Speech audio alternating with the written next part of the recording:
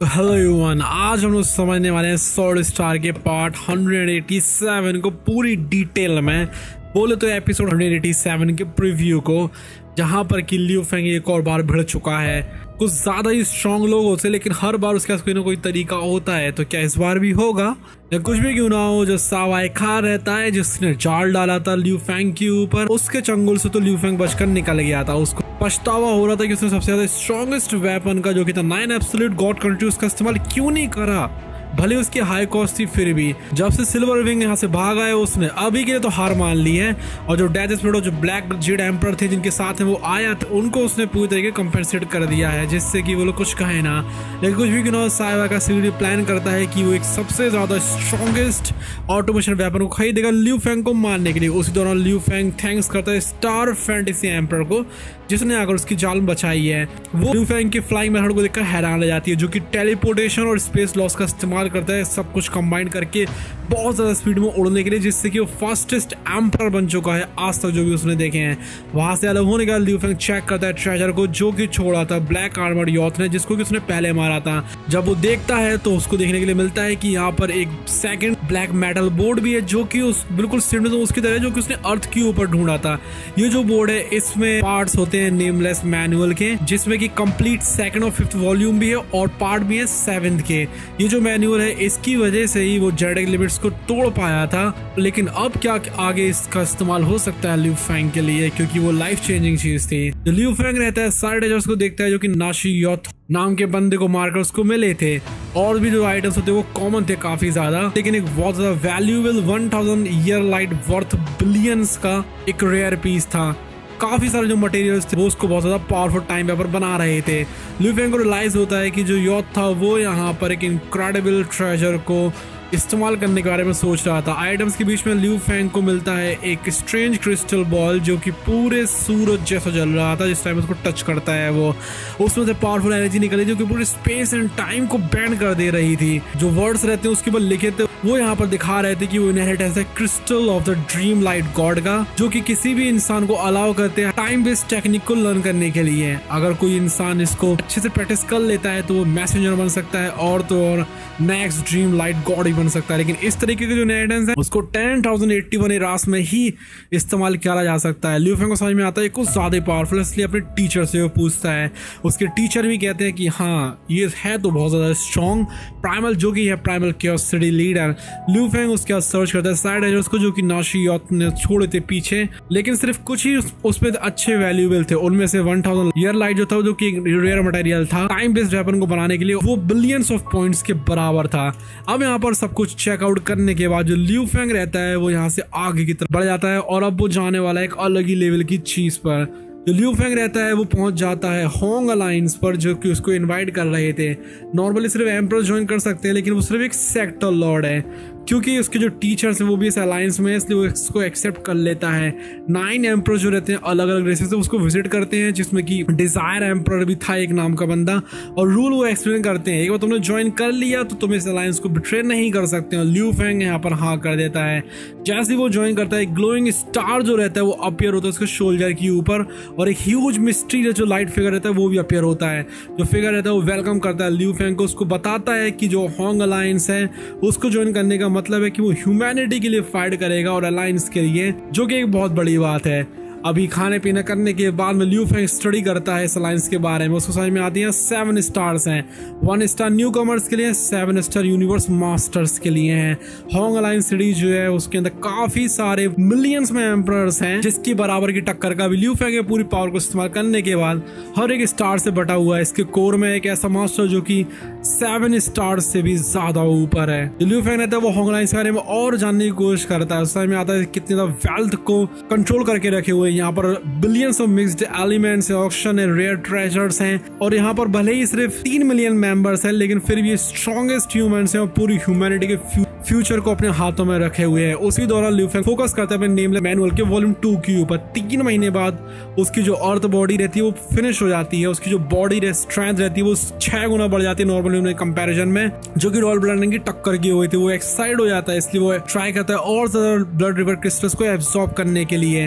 अब एब्सॉर्ब करते करते वो 10th क्रिस्टल को भी एब्सॉर्ब कर लेता है। उसकी जो बॉडी रहती है उसमें ब्लड रिवर एनर्जी आ जाती है, जिससे कि जो स्ट्रेंथ रहती है उसकी वो एक्सप्लोड हो जाती है, वो 10 गुना ज्यादा बढ़ जाती है। अभी नेमलेस मैनुअल के साथ कंबाइन करके वो 60 टाइम्स स्ट्रेंथ पहुंच जाता है एक नॉर्मल पिनेकल सेक्टर लॉर्ड की कंपैरिजन में। बीस्ट गॉड ट्रांसफॉर्मेशन वजह से वो और ज्यादा डबल हो जाती है। फाइनली वो जनरल आर्मर के साथ में फ्यूज करता है अपने आप को, जिससे कि वो ट्रू एम्परर लेवल स्ट्रेंथ पहुंच जाता है। अब उसकी खुद की अर्थ बॉडी और गोल्डन हॉर्न बीस्ट गॉड जो उन दोनों के पास ही है एम्परर लेवल की पावर, जो कि बहुत टेरिफाइंग होती है।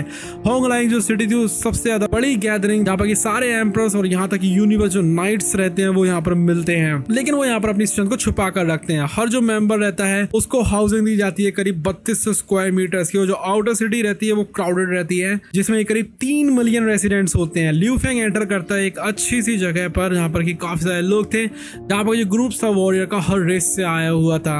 अभी कॉन्स्टेंट फाइटिंग की वजह है वो ज्वाइन करता है 5 ह्यूमन एम्परर्स को और उनके साथ चैट करना शुरू करता है। लियू फेंग नोटिस करता है कि जो मास्क वॉरियर जिसको बोलते हैं आइस माउंटेन, उसका सब लोग मजाक उड़ा रहे हैं। जो वुड जेड रहता है जो एक एम्पर था जिसको कि उसने ज्वाइन किया है, वो एक्सप्लेन करता है कि जो आइस माउंटेन है काफी ज्यादा गलत है। वो लियू फेंग को फिर ले जाता है होंग अलायंस सिटी में, जिससे कि वो दिखाते हैं उसको वहां की शिप्स को, लाइफ फॉर्म्स को, मिशंस, ऑक्शंस और सारी चीजों को जिसको कि पेरिस मास्टर चलाते हैं।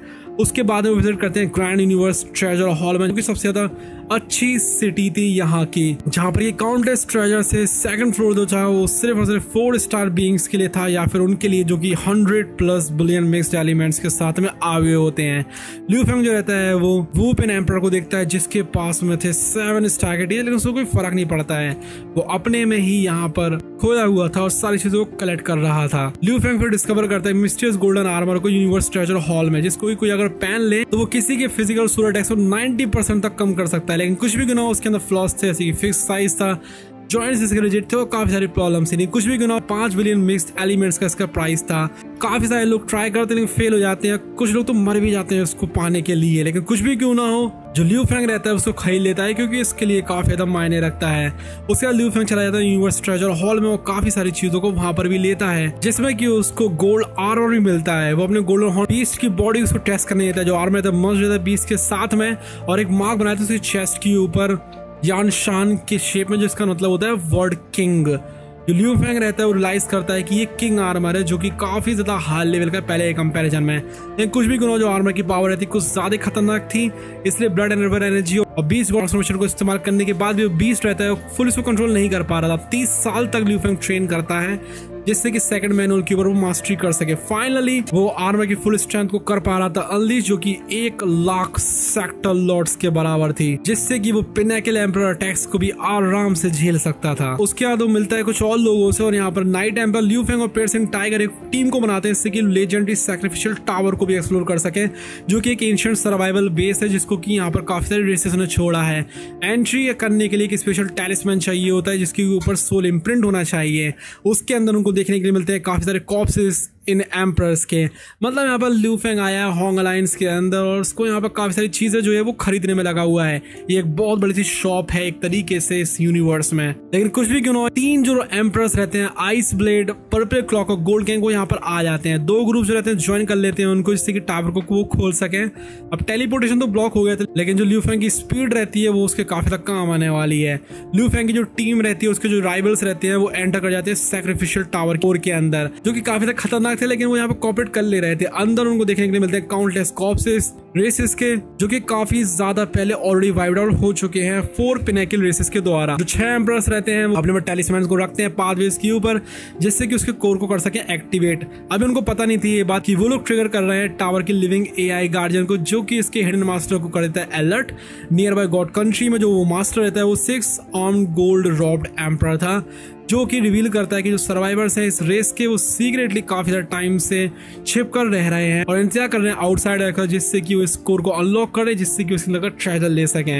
ऐसे करते करते ल्यू फैंग रहता है वो कोर तक पहुंच जाता है उसके। लेकिन यहाँ पर तो फाइट शुरू हो जाती है। गोल्ड गैंग रहते हैं वो नाइट एमर के साथ लड़ने रहते हैं, जो ल्यू फैंग रहता है वो आइस ब्लेड और पर्पल क्लॉक के साथ में लड़ना शुरू कर देता है। लेकिन उसके बाद शाबू विंग से उसको काफी ज्यादा हेल्प मिल रही थी। लेकिन कुछ भी ल्यू फैंग लड़ते लड़ते यहाँ पर 3 सिल्वर ट्रेजर सिक्योर कर लेता है, लेकिन उसको आइस ब्लेड और पर्पल क्लॉक कर देते हैं ब्लॉक, जो कि इस्तेमाल करते हैं पावरफुल ब्लड डीमन फ्लावर को सी को ट्रैप कर सके उसको। ल्यू फैंग के जो क्लाउड कॉन्टैक्ट वाइन्स होती हैं वो उसको थोड़ी सी मदद कर रही थी वहां पर उनका सामना करने में, लेकिन यहाँ से भागना बहुत ज्यादा मुश्किल था क्योंकि यहाँ पर पियर्सन टाइगर भी आ चुका था। आगे क्या होता है देखेंगे हम लोग अगली वाली वीडियो में।